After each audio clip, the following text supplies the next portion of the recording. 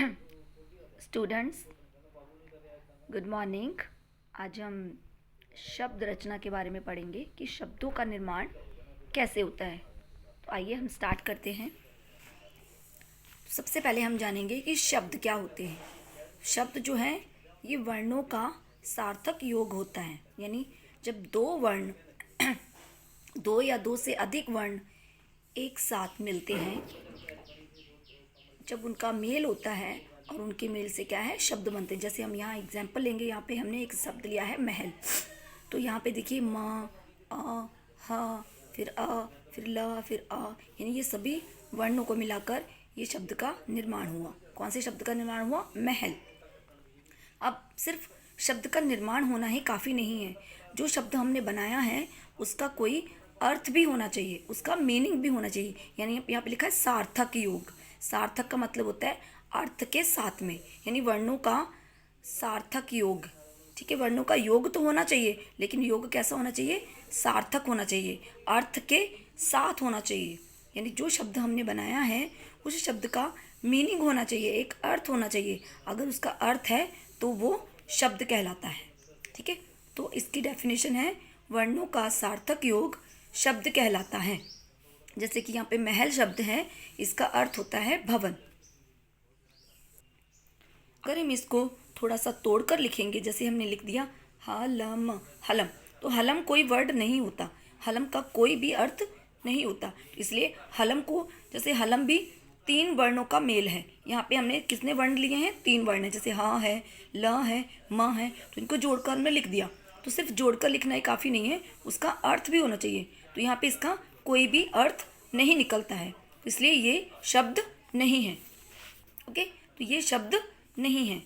तो शब्द है आपका महल, क्योंकि इसका अर्थ है भवन। तो ये तो क्लियर हो गया कि शब्द क्या होता है, कि जिसका कोई अर्थ हो वो शब्द कहलाता है। वर्णों का मेल, एक योग, इन दो या दो से अधिक वर्णों का सार्थक योग जो है शब्द कहलाता है। अब है शब्द के भेद। शब्द के निम्नलिखित भेद होते हैं। तो सबसे पहले हम जानेंगे उत्पत्ति के आधार पर। उत्पत्ति के आधार पर शब्द जो हैं वो चार प्रकार के होते हैं। उत्पत्ति के आधार पर शब्द कितने प्रकार के होते हैं? चार प्रकार के।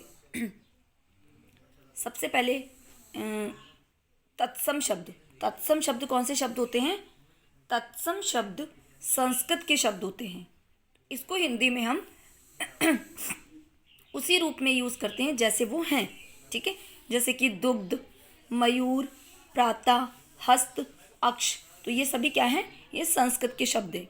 तो हिंदी भाषा में हम इसको ज्यों का त्यों ही यूज़ करते हैं, इसमें कोई भी चेंज नहीं करते। तो जिसमें हम चेंज नहीं करते, संस्कृत के वो शब्द जिसमें कोई बदलाव नहीं होता, वो क्या कहलाते हैं?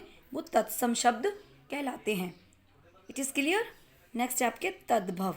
तद्भव भी संस्कृत के शब्द होते हैं, लेकिन इनका रूप बदलकर हम इनको हिंदी में प्रयोग करते हैं, इसको हम चेंज कर देते हैं। ठीक है, जैसे कि यहाँ पे ये संस्कृत शब्द है दुग्ध, तो इसको हमने चेंज कर दिया दूध, इसका तद्भव हो गया दूध। मयूर ये आपका संस्कृत शब्द है, इसको हमने मोर, मोर में चेंज कर दिया, तो हिंदी भाषा में इसको हम चेंज करके लिखेंगे। प्रातः, प्रातः को हमने सुबह कर दिया। हस्त, इसको हमने हाथ लिख दिया। अक्ष का मतलब होता है आँख। तो यानी कि हमने जो संस्कृत के शब्द होते हैं उनका अगर हमने रूप बदलकर उसको हिंदी में प्रयोग किया है, तो वो कौन कौन से शब्द कहलाते हैं?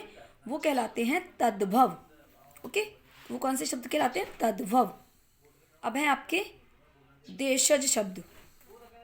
देशज शब्द वो होते हैं, जैसे हमारे देश में 29 स्टेट है, तो 29 स्टेट में जितने भी स्टेट हैं सबकी अलग अलग भाषाएं हैं। ठीक है, और सभी भाषाओं से हम शब्द लेते हैं। इन देश की जो विभिन्न भाषाएं हैं, सभी भाषाओं के जो शब्द हैं वो देशज शब्द कहलाते हैं। जैसे कि जूता, डिबिया, लोटा, ठीक है, ये सारे शब्द क्या है? ये सभी देशज शब्द कहलाते हैं। नेक्स्ट है आपका विदेशी शब्द। विदेशी शब्द वो होते हैं जो हम दूसरे देशों की भाषाओं से लेते हैं।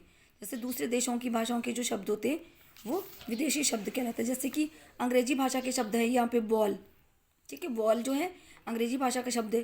कार भी अंग्रेजी भाषा के शब्द है। बंदूक, दफ्तर, वकील, शरबत, ये अरबी फारसी भाषाओं के शब्द हैं। ठीक है। इसी तरीके से पुर्तगाली, अलमारी, बाल्टी, चाबी, तो ये पुर्तगाली शब्द हैं। फ्रांसीसी यानी फ्रेंच भाषा का है। अंग्रेज, कूपन, कारतूस, तो ये फ्रेंच भाषा के हैं। तो ये सभी शब्द क्या हैं? ये सभी विदेशी शब्द कहलाते हैं। यानी जब हम दूसरे देशों की भाषाओं के जो शब्द यूज़ करते हैं उसे हम विदेशी शब्द कहते हैं। It is clear?